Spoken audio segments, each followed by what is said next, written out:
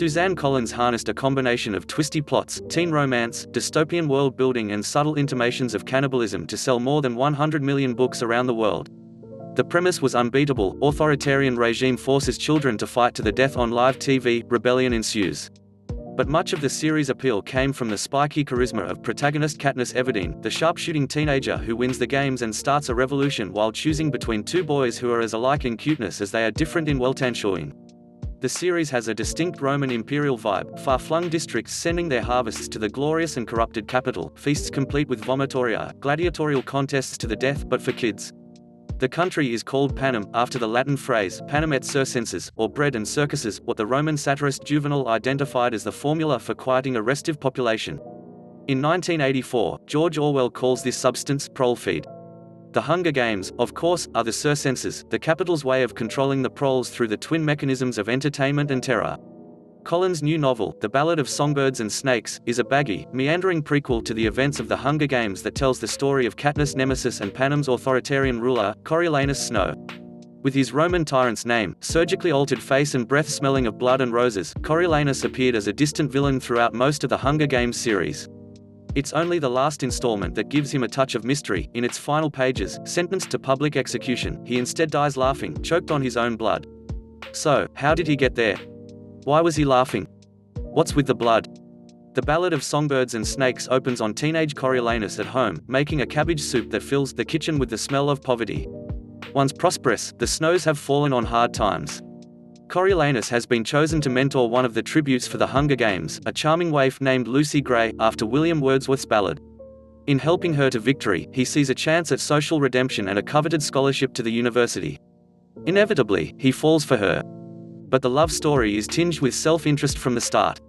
At first, saving her means helping himself, but eventually, he has to choose between her and his glorious political future. One of Collins' persistent questions in the first 3 books is, to what extent is character warped and corrupted by circumstances? Is anyone, to quote Coronus's Shakespearean namesake, really author of himself? Characters throughout the series find themselves altered by drugs, morphling is the opiate of choice, and poison, Trachajacka wasp venom, which drives humans insane with fear and bloodlust, along with the more quotidian influences of poverty, deprivation and war.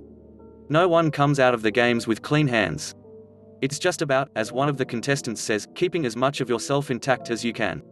The question of how much of character is innate, how much formed, becomes a more explicit, painfully obvious, theme in The Ballad of Songbirds and Snakes. The novel is a plinth for 2 opposing worldviews. The cruel Hobbesian game master tells Coriolanus that the Hunger Games are a reminder that people are monsters kept only in check by strong rule. What happened in the arena? That's humanity undressed. That's mankind in its natural state. Meanwhile, in spite of the cruelty she suffers in the arena, Lucy Gray believes that there is a natural goodness built into human beings. The debate matters, the game master says, be equals who we are determines the type of governing we need, a republic or a tyranny. Readers who loved the moral ambiguity, crisp writing and ruthless pacing of the first 3 books might be less interested in an overworked parable about the value of Enlightenment thinking. That's not to say Collins can't or shouldn't work serious moral and political questions into her novels, it's the sheer obviousness that drags, the way that we know what the right answer is supposed to be. Coriolanus is just a flat, wily sociopath. In contrast, Katniss was allowed contradictions. She was a wounded, vicious, plotting, independent, ferocious rebel, willing, at various points, to murder, steal and betray her loved ones for a larger goal. As a protagonist, there was something gloriously undidactic about her. She was a monster, she was a killer, and she was also a principled and intractable author of herself. So, are we selfish animals or rational beings, capable of altruism and self-governance? The Ballad of Songbirds and Snakes tells us what we should think. But the Hunger Games allowed for both.